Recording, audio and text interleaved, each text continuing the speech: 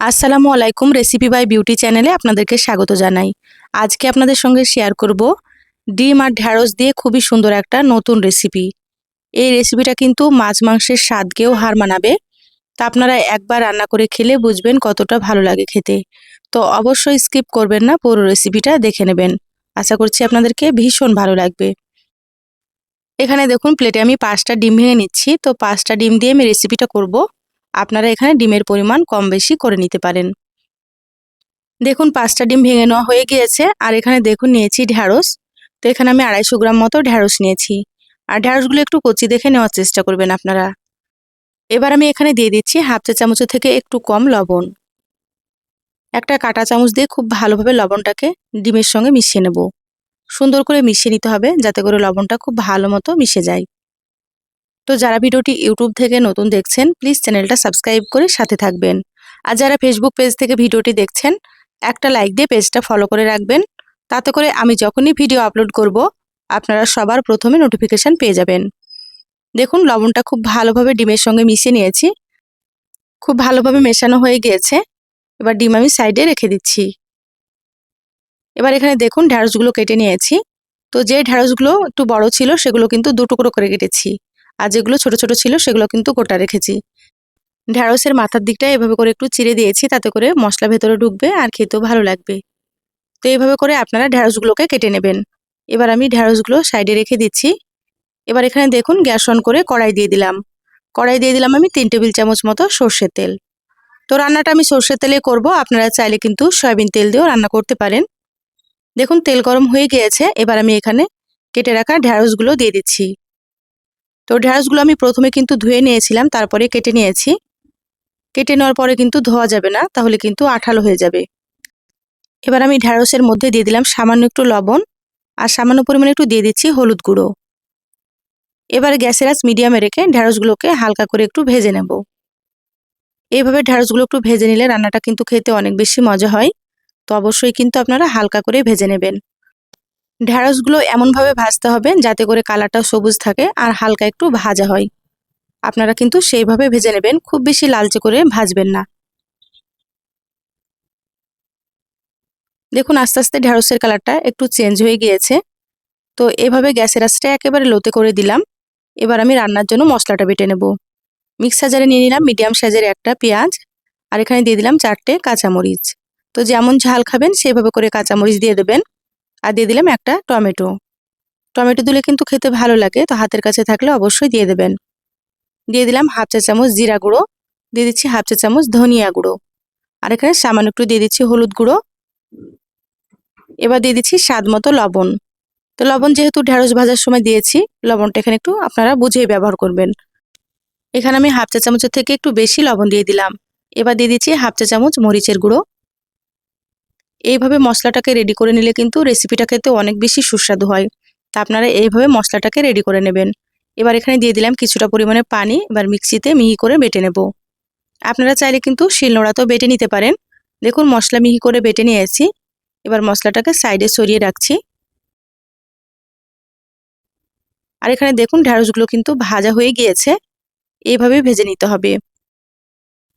দেখুন ঢ্যাঁড়সগুলো হালকা ভাজা হয়েছে কিন্তু সবুজ আছে। এইভাবে করেই আপনারা ভেজে নেবেন, তাহলে রেসিপিটা অনেক বেশি ভালো লাগবে খেতে। এবার আমি ঢ্যাঁড়সগুলোকে তেল ঝরিয়ে তুলে নিচ্ছি।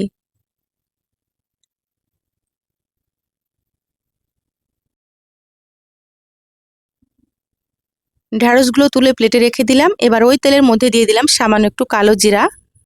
এই রেসিপিতে সামান্য একটু কালো জিরা দিলে কিন্তু ফ্লেভারটা খুব ভালো লাগে। এবার নেড়েচেড়ে কালো জিরাটা একটু ভেজে নিলাম। এবার এখানে দিয়ে দিচ্ছি বেটে রাখা মশলা। তো সম্পূর্ণ মশলাটা দিয়ে দিলাম। এবার দিয়ে দিচ্ছি হাফ চা চামচ আদা বাটা। আর দিয়ে দিচ্ছি হাফ চা চামচ মতো রসুন বাটা।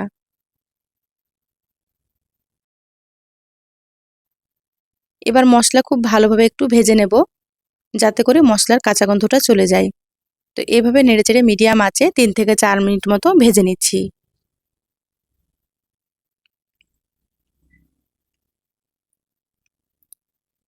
দেখুন প্রায় 4 মিনিট মতো মিডিয়াম আঁচে মশলা ভেজে নিলাম।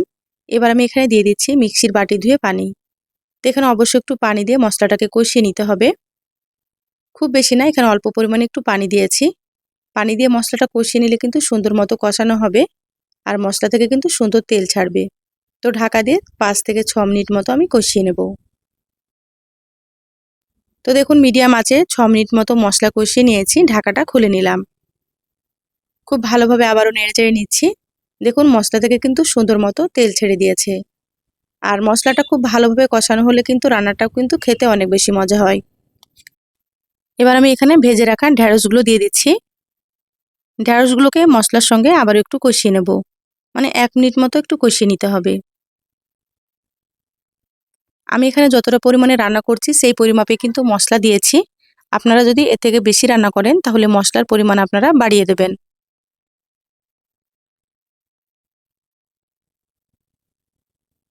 দেখুন 1 মিনিট মতো কষিয়ে নিয়েছি। এবার আমি এখানে দিয়ে দিচ্ছি সেদ্ধ হওয়ার জন্য পানি, মানে ঝোলের পানি দিয়ে দিচ্ছি। আপনারা যেমন ঝোল রাখতে পছন্দ করবেন সেইভাবে করে এখানে পানি দিয়ে দেবেন। তো এখানে আমি হালকা একটু ঝোল রাখবো। তো এখানে প্রায় 1.5 কাপ মতো পানি দিয়ে দিলাম। হালকা একটু ঝোল রাখলে কিন্তু খেতে ভালো লাগে। খুব ভালোভাবে নেড়েচেড়ে নিলাম। এবার ঢাকা দিয়ে মিডিয়াম আঁচে 5 মিনিট রান্না করব। তো অন্য চুলাতে দেখুন একটা ফ্রাই প্যান দিয়ে দিলাম এখানে 1.5 টেবিল চামচ সরষের তেল। তেলটা ভালোভাবে গরম করে নিয়েছি। প্রথমে যে ডিম ভেঙে রেখেছিলাম সেই ডিমটা এবার দিয়ে দিচ্ছি। তো এখানে আমি অর্ধেকটা পরিমাণে ডিম দিয়ে দিলাম। ডিমটা একটু হালকা ভেজে নেব। দেখুন হালকা ভেজে নিয়েছি। এবার এক পাশ থেকে এইভাবে করে একটু রোল করে নেব। এইভাবে ডিমগুলো ভেজে নিলে কিন্তু খেতে অনেক বেশি ভালো লাগে। তা আস্তে আস্তে সুন্দর করে এইভাবে একটু রোল করে নিতে হবে। দেখুন আমি কিভাবে করে নিচ্ছি তাহলে আপনারা বুঝতে পারবেন। দেখুন আবারও আমি ডিম দিয়ে দিলাম কিছুটা, এভাবে করে উল্টে নিচ্ছি।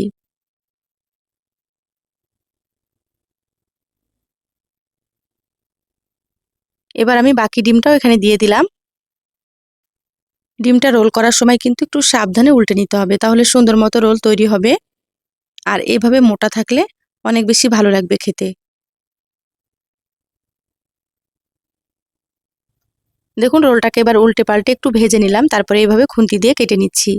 আপনারা চাইলে প্লেটে তুলে নিয়েও কেটে নিতে পারেন। আর এখানে কিন্তু আপনারা পছন্দ মতো সাইজ করে কেটে নেবেন। তো দেখুন আমি এখানে একটু বড় বড় করেই কেটে নিচ্ছি। এবার ফ্রাই প্যানটা নামিয়ে নেব। খুব বেশি কিন্তু ডিম কড়া করে ভাজবেন না, এভাবে করে আপনারা ভেজে নেবেন। এবার দেখুন কড়াইয়ের ঢাকনাটা খুলে নিয়েছি। আবারও খুব ভালোভাবে একটু নেড়েচেড়ে নিচ্ছি।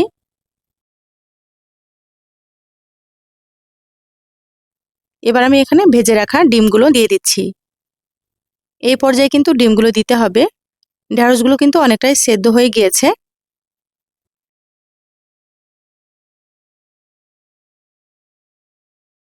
দেখুন সম্পূর্ণ ডিম দিয়ে দিলাম।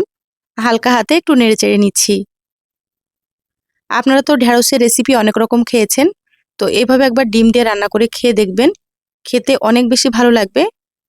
এই রেসিপি থাকলে কিন্তু গরম ভাতে আর কিছুই লাগবে না, 1 প্লেট ভাত নিমেষেই শেষ হয়ে যাবে।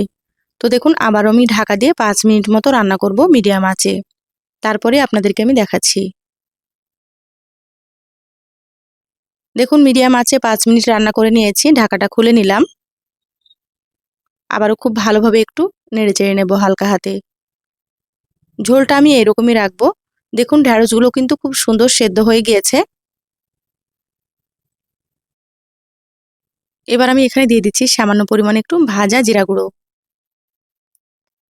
আর দিয়ে দিচ্ছি 1 চামচ মতো ঘি। এই রান্নার শেষে ভাজা জিরার গুঁড়া আর 1 চামচ ঘি দিলে স্বাদটা কিন্তু একেবারে দ্বিগুণ হয়ে যাবে। তো অবশ্যই একটু দিয়ে দেবেন। দুপুরবেলায় ভিডিওটা শ্যুট করছিলাম। দেখুন জানালা দিয়ে কড়াই কিন্তু রোদ পড়ছে। আপনারা হয়তো দেখেই বুঝতে পারছেন কালারটা কিন্তু অন্যরকম একটু দেখাচ্ছে। তো অবশ্যই আপনারা ক্ষমা সুন্দর দৃষ্টিতে দেখবেন। দেখুন ঘি আর মশলাটাকে খুব ভালোভাবে নেড়েচেড়ে মিশিয়ে নিচ্ছি। রান্না হয়ে গিয়েছে। এবার আমি গ্যাস বন্ধ করে দিচ্ছি। ঢাকা দিয়ে রেখে দেবো 3 থেকে 4 মিনিট মতো, তারপরে আপনাদেরকে আমি দেখাচ্ছি। দেখুন প্রায় 4 মিনিট পর বলে ঢেলে নিয়েছি। মাশাআল্লাহ কালারটা দেখুন, কালার দেখে আপনারা বুঝতে পারছেন রান্নাটা কতটা লোভনীয় হয়েছে। খেতে ভীষণ ভালো লাগবে। তা আপনারা এই রেসিপিটা গরম ভাত, রুটি, লুচি, পরোটা সব কিছুর সঙ্গেই খেতে পারবেন। তো একবার অবশ্যই রান্না করে খেয়ে দেখবেন। আশা করছি আপনাদেরকেও খুব ভালো লাগবে। তো কেমন লাগলো চ্যানেলের কমেন্ট বক্সে জানাবেন। ভালো লাগলে একটা লাইক দিয়ে ভিডিওটা শেয়ার করে দিবেন। সবাই ভালো থাকবেন, সুস্থ থাকবেন। ধন্যবাদ সবাইকে। আল্লাহ হাফেজ।